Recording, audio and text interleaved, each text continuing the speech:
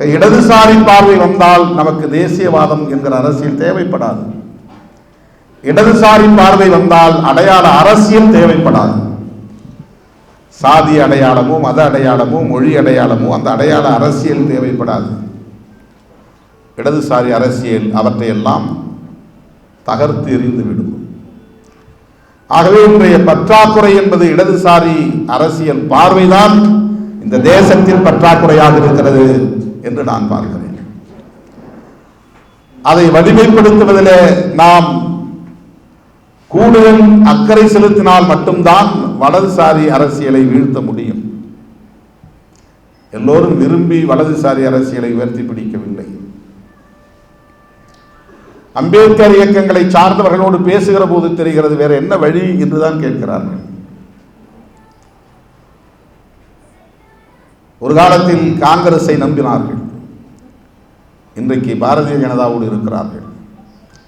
அவர்கள் ஆட்சி அதிகார பீடத்தில் இருக்கிறார்கள் என்பதற்காக அவர்களோடு ஒட்டி கொண்டிருக்கிறார்கள் என்று நாம் மதிப்பீடு செய்துவிடக் கூடாது.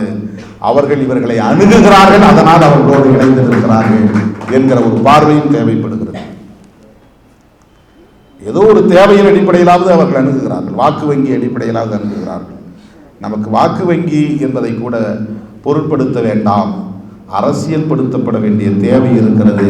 இந்த நாட்டையும் மண்ணையும் மக்களையும் காப்பாற்றுவதற்கு இங்கே அடையாள அரசியலை முதலில் தகர்த்தெறிய வேண்டும். இந்த அடையாள அரசியல் எங்கே போய் நிற்கிறது?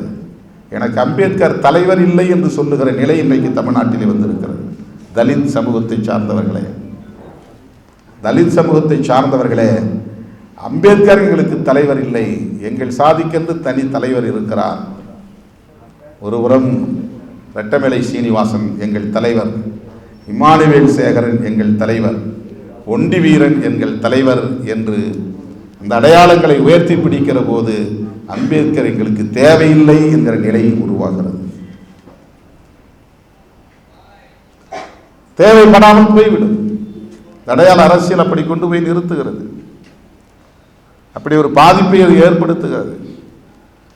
அம்பேத்கரே எங்களுக்கு தலைவர் இல்லை என்று ஒருவன் நினைத்தால் மார்க்ஸை எப்படி அவன் தலைவராக ஏற்றுக்கொள்வான்?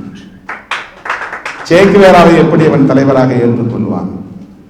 அவன் பார்வை எப்படி விரிந்த பார்வையாக, பரந்த பார்வையாக பரிணாமம் பெறும்? எப்படி அவன் இந்த அரசியலை உள்வாங்கிக் கொள்ள முடியும்? மொழியை அடையாளமாக கருதுகிறவன் தெலுங்கு பேசுகிறவனை எதிரி என்கிறான். உண்மையான கருத்தியல் பகை எது என்று அடையாளம் காட்டுவதற்கு பதிலாக வெறும் மொழி அடையாளத்தை பகை என்று காட்டுகிறான். அவனை போல் உழைக்கிற பாட்டாளியை எதிரி என்கிறான். வட இந்தியக்காரன் இங்கே ஏன் வருகிறான்? அவனை விரட்டி அடியுங்கள் என்று தொழிலாளர்களே விரட்டி அடிக்கக்கூடிய நிலைக்கு அது கொண்டு போய் தள்ளுகிறது. மொழி அடையாளம் எத்தகைய பாதிப்பை ஏற்படுத்துகிறது? அவனிடத்தில் ஒரு இடதுசாரி பார்வை இருந்தால் அந்த தாக்கம் இருக்குமா என்கிற கேள்வி நமக்கு எழுகிறது. சேக்குவேரா அடையாள அரசியலை தகர்க்கிற ஒரு அடையாளம், ஒரு ஆளுமை. அதை இளம் தலைமுறையினரிடத்தை நாம் எடுத்து செல்ல கடமைப்பட்டவர்களாக இருக்கிறோம். அந்த பக்கத்திலே இந்நூல் பறந்து விரிந்த பன்னாட்டு பார்வையை கொண்டிருக்கிறது என்று முடிகிறது. ஈழத்தமிழர் பிரச்சனையில் கூட நான் தொடக்கத்தில் இருந்து சொல்லுவதுண்டு.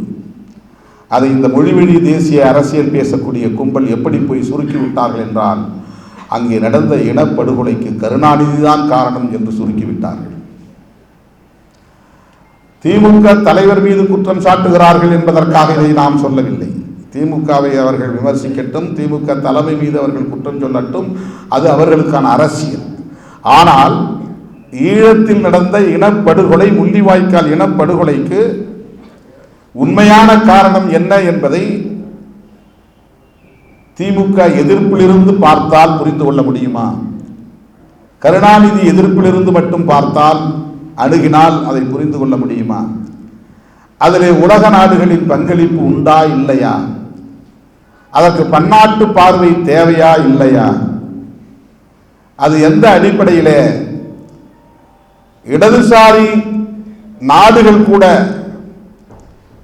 தமிழீழ விடுதலையை அணுகியது அல்லது ஏன் ஏற்க மறுத்தது? உலகத்தில் எத்தனையோ இடதுசாரி நாடுகள் இருக்கின்றன. அந்த நாடுகளில் ஒன்று கூட தமிழீழ விடுதலையை நாங்கள் அங்கீகரிக்கிறோம் என்று ஏன் பிரகடனம் செய்யவில்லை? இடதுசாரி இயக்கங்களும் அந்த விடுதலை போராட்டத்தை ஒரு தேசிய விடுதலை போராட்டமாக ஏற்றுக்கொண்டதாக எங்கேயும் நம்மால் காண முடியவில்லையே. ஏன்? இந்த விமர்சனங்கள் நமக்கு தேவையா இல்லையா?